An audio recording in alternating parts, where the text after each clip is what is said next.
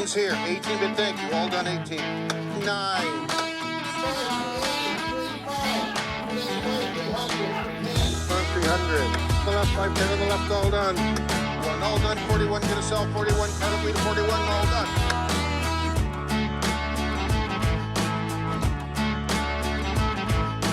Hidden in plain sight in North Bay, Ontario is the powerhouse that controls the modern global flow of wild fur. This is Fur Harvester Auction, also known as FHA. It is a company that shouldn't exist, but has survived the collapse of centuries-old monopolies and the rise of global anti-fur movements. Today we're telling the story of how a small group of rebellious trappers became the last man standing in the world's oldest industry. In the 1940s, the fur trade was a dictatorship. The Hudson Bay Company, the company of adventurers, was the only buyer that mattered.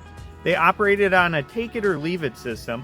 A trapper would bring a winter's worth fur of beaver and marten into the trading post, and the company man would offer a price. Well, if the trapper didn't like it, too bad, there's nowhere else to go.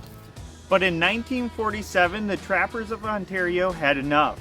They formed Ontario Trappers Association, OTA, Fur Sale Service. They realized that if they pooled their furs into one warehouse and invited buyers from New York, London, and Montreal to bid against each other, the monopoly would break. Hudson Bay Company didn't take this lightly, and they moved to corporate warfare. They then built their own warehouse directly across the street in North Bay to intimidate the locals. It was a David versus Goliath scenario in the snow. The OTA survived because of one thing: loyalty. The trappers knew that for the first time in history, they owned the market. By the late 1980s, the OTA was struggling under financial weight. In 1991, the organization faced a choice: fold or reinvent. They chose to reinvent. Out of the ashes of OTA, Fur Harvesters Auction Incorporated was born. This wasn't just a name change, it was a revolution in corporate structure. They established a 50-50 partnership. Half of the company was owned by OTA Association, and the other half was owned by First Nation organizations. This was economic reconciliation decades before it became a buzzword.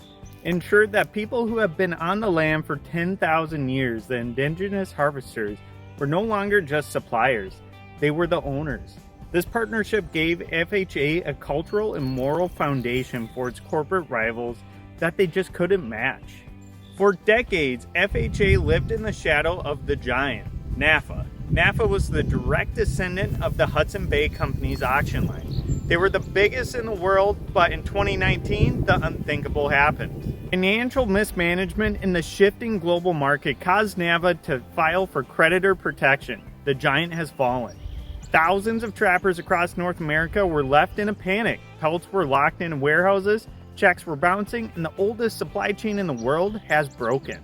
This is the moment FHA became a legend. Under the leadership of CEO Mark Downey, FHA didn't just survive, they expanded, and they opened new receiving depots across the United States, most notably in Wisconsin, and took the burden of the entire continent's wild fur harvest. They became the last man standing. If FHA had failed in 2019, the wild fur industry in North America likely would have died with it. So we seen a big void, like when NAFA went under bankruptcy protection there. We realized we had a real, we had to put a game face on when it come to deal with Western Canada. That's why we took on, getting Mary and taking on the thing in Winnipeg. So our big growth came from Western Canada, right where you are right now. Today, the North Bay auction floor is the global crossroads. It is in a single room. You have brokers from Beijing, furriers from Milan, and designers from Athens. The FHA has mastered the bifurcated market. While fashion trends change, high-end wild fur still remains a luxury staple. In their March 2026 sale, they didn't just sell fur, they set records. Western bobcats, the crown jewel of the harvest, saw prices soaring over $2,000 per pelt. But it's not just about the money. FHA has implemented rigorous certified trapping programs. They've turned a centuries-old trade into a modern, regulated, and sustained science.